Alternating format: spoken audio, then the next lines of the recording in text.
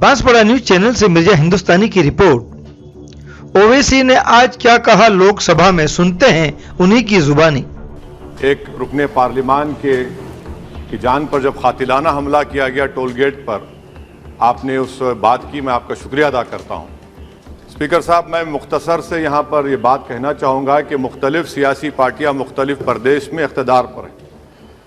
ये बात आप तमाम को मैं गोशेगुजार कर रहा हूं कि आखिर ये कौन लोग हैं जो गोली पर भरोसा करते हैं, बैलेट पर नहीं करते।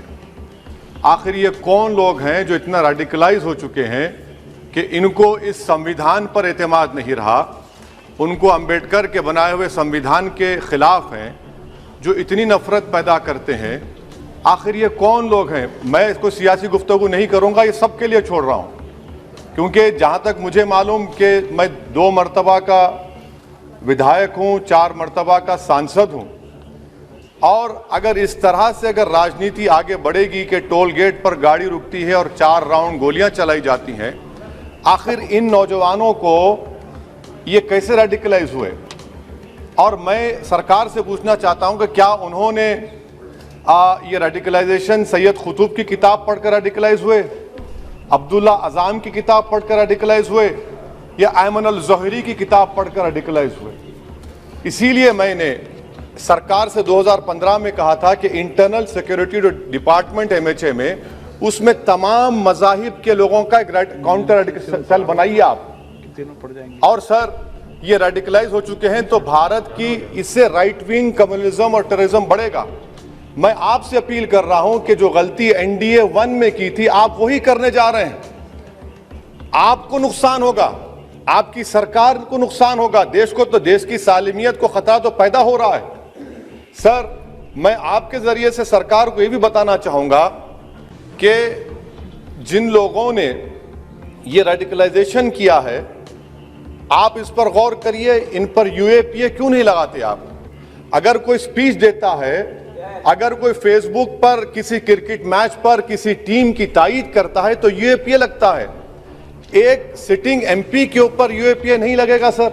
मैं सरकार पर छोड़ता हूं। सर, चौथी बात यह है कि रेडिकलाइजेशन की जब बात होती है, हमने यहां पर एक कांग्रेस के बड़े नेता से सुना कि 2 भारत हैं दौलत के एतबार से। नहीं सर, भारत की दौलत मोहब्बत है। भारत की दौलत पैसों की दौलत नहीं है, भारत की दौलत मोहब्बत है।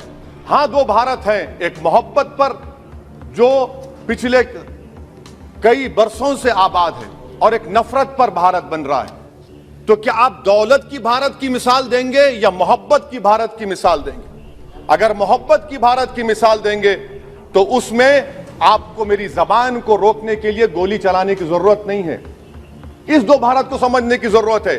सर, खत्म सर, मुझे खत्म सर सुनिए सर, मैंने करीब से 6 फीट से गोलियां देखी, मुझे बोलने दीजिए सर। हो सकता है कि कल दिन ना देखूं मैं।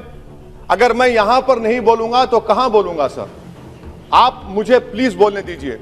सर, मैं आपसे गुजारिश यह करना चाहूंगा कि आप हरिद्वार में, रायपुर में और इलाहाबाद प्रयागराज में मेरे बारे में क्या कहा गया, आपके नायबी की रिपोर्ट है ना, आप क्यों छुपा रहे उसको? देखिए, मैं मौत से नहीं डरने वाला हूं, हम सबको जाना है इस दुनिया से, बल्कि मैंने कह दिया कि मैं इस वतन में पैदा हुआ, मेरी मां की कोख से तो जमीन पर लिटाया गया। जब मेरी आंख बंद हो जाएगी तो इंशाल्लाह औरंगाबाद की जमीन मुझे दफनाया जाएगा। मगर मैं आपसे अपील करना चाह रहा हूं सरकार से सर, कि जो कुछ बातें की गई हैं उसको देखिए। मैं Z कैटेगरी सिक्योरिटी नहीं चाहिए मुझे, मैं हरगिज नहीं चाहिए मुझे। मैं 94 से पॉलिटिक्स में हूं, मैं आजाद जिंदगी गुजारना चाहता हूं। मैं घुटन के साथ जिंदा नहीं रह सकता इस दुनिया में। मुझे जिंदा रहना है तो अपनी आवाज उठाना है, मुझे जिंदा रहना है तो सरकार किसी के उनके खिलाफ बोलना है, और अगर गोली लगती है तो मुझे कबूल है, मगर मैं घुटन की जिंदगी नहीं गुजार सकता सर। मेरा मानना यह है कि संविधान में अगर देश के गरीबों को, मजलूमों को, अल्पसंख्यक समाज को सिक्योरिटी मिलेगा तो मुझे मिलेगी। आपकी चिंता हमें है ना सर, मैं सिक्योरिटी दे रहे हैं सर आपको नहीं सर। देश के गरीब बचेंगे तो मैं बचूंगा। ओवैसी की जान इखलाक पीलू से बढ़कर नहीं है सर। ओवैसी की जान उस वक्त बचेगी जब गरीब की जान बचेगी। इसीलिए मैं आपके जरिए सरकार से अपील करना चाहूंगा कि सर, इस नफरत को खत्म करिए, इस नफरत को खत्म करिए और इस पर आप गौर करिए। मैं नहीं लूंगा सिक्योरिटी, मैं जेड कैटेगरी नहीं चाहता हूं सिक्योरिटी। मुझे ए कैटेगरी का शहरी बनाइए आप, मुझे ए कैटेगरी का शहरी बनाइए ताकि मेरी और आपकी जिंदगी बराबर हो। जब देश के प्रधानमंत्री पर सिक्योरिटी ब्रीच हुआ, अपोजिशन की तरफ से मैंने कहा था कि गलत हुआ, सब सेकुलर पार्टी के लोगों ने कहा कि ओवैसी तुम क्यों बोले। मैंने कहा नहीं, देश का प्रधानमंत्री मेरा है, सिक्योरिटी ब्रीच हुई तो एक्शन लेना चाहिए। मगर 4 मर्तबा के एमपी पर कोई 6 फीट के फासले से 4-4 गोली चलाता है। मुझे मौत है, हम सबकी मौत है, मगर मैं इन गोली चलाने वालों से डर कर खामोश नहीं बैठने वाला हूं।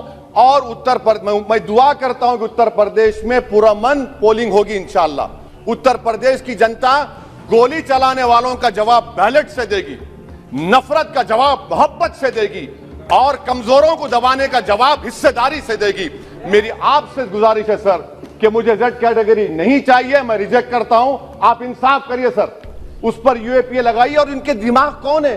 2 लोग रेकी करते हैं, उनको मालूम कि मैं मीरठ की ठोर से आ रहा हूं उस टोल गेट पर, और 6 फीट के फासले पर गोली चलाते हैं। तो आप देख लीजिए सर, आप सरकार के हवाले, अगर आप इंसाफ करना चाहें आप इंसाफ कर सकते, मगर रेडिकलाइजेशन आपको नुकसान पहुंचाएगा और इससे राइट विंग टेररिज्म बढ़ेगा। शुक्रिया सर।